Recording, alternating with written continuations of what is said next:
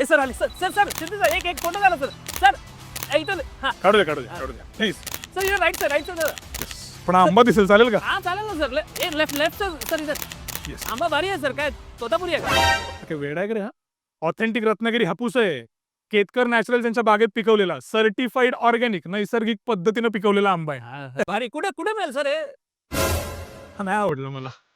अरे कुठे मिळेल म्हणजे पॅन इंडिया डिलिव्हरी आहे आपली. जगभरात पण पाठवतो आपण आंबा.